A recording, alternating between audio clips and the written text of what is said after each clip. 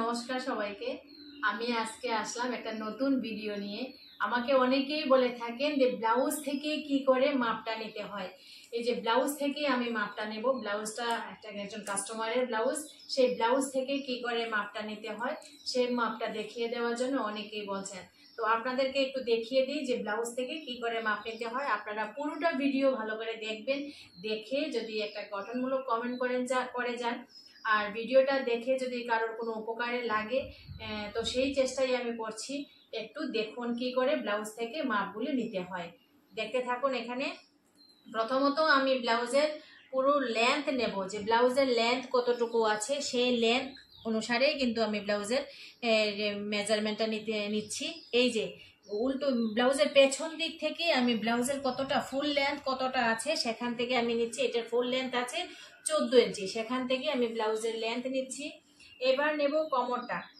এই যে ব্লাউজটা আছে সেই ব্লাউজের অনুসারে এখানে কমর হলো 31 ইঞ্চি। এখানে 15.5 হলো, 15.5 জায়গায় 15.5-র মধ্যে হয়ে গেল আমার 31 ইঞ্চি হলো তার কমর।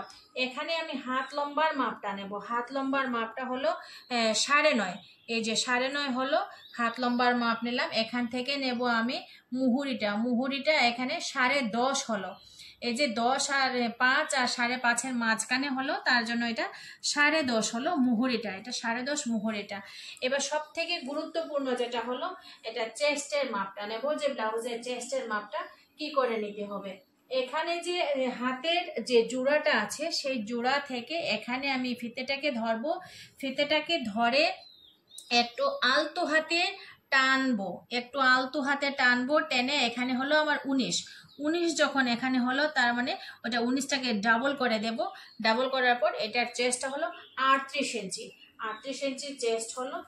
এখন ব্রা কাট ব্লাউজের সব থেকে বড় ব্যাপার যেটা হলো সেটা হলো টাক্স পয়েন্ট। টাক্স পয়েন্টটা যদি ঠিকঠাক করে আমরা নিতে না পারি তাহলে কিন্তু ব্লাউজটা ফিটিংস হবে না, সেই খাপগুলি কিন্তু ভালো করে মিলবে না। তার জন্য পয়েন্টের মাপটা নিতে হবে। এবার পয়েন্টের মাপটা আমি কি করে নেব, অনেকেই বলছেন যে পয়েন্টের মাপটা ঠিক করে নিতে পারি না। পয়েন্টের মাপটা কি, আমি আরেকটা ভিডিওতে আমি দিয়েছিলাম যে পয়েন্টের মাপটা কি করে নিতে হয়। আমাদের যে এই যে জায়গাটা, সেই জায়গা থেকে আমাদের চেস্টের যে উঁচু জায়গাটা সেই জায়গাটা পর্যন্ত আমাদের হবে টাক্স পয়েন্টের মাপটা। ব্লাউজে ওইখান থেকে পুরোনো ব্লাউজ থেকে আমি মাপ দিয়ে দিচ্ছি যে কি করে আমার পয়েন্টের মাপটা নিতে হয়।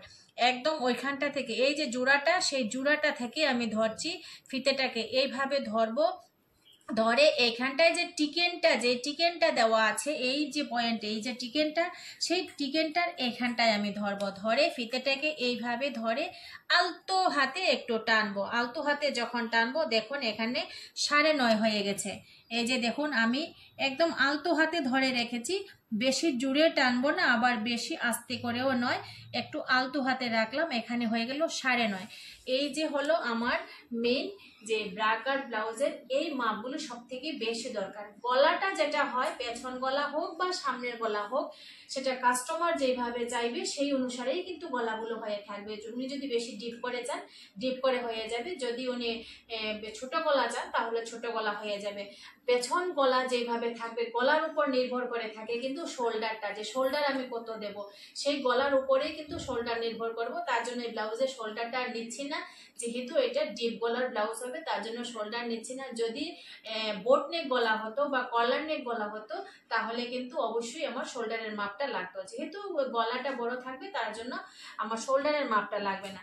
সামনের যে গলাটা থাকবে, সামনের গলার জন্য ব্রা কাট ব্লাউজের সামনের জন্য তেমন একটা মাপ নিতে হয় না, এটা দুটো মাপেই করা হয়। যদি কেউ ছোট গলা চান 6.5 ইঞ্চি ডিপ করে গলাটা করে দেবেন, যদি একটু বড় গলা চান তাহলে 7 ইঞ্চি ডিপ করে সামনের গলাটা নিয়ে নিতে পারবেন। এটাতেই এই ব্লাউজের যে মাপটা সেই মাপ অনুসারে কিন্তু আমি দেখিয়ে দিলাম আপনাদেরকে। যদি আপনাদের কোনো উপকারে লাগে, অন্য কিরকম ভিডিও আপনারা দেখতে চান তার জন্য একটু কমেন্টসে জানাবেন। আপনারা পাশে থাকবেন আশা রাখছি।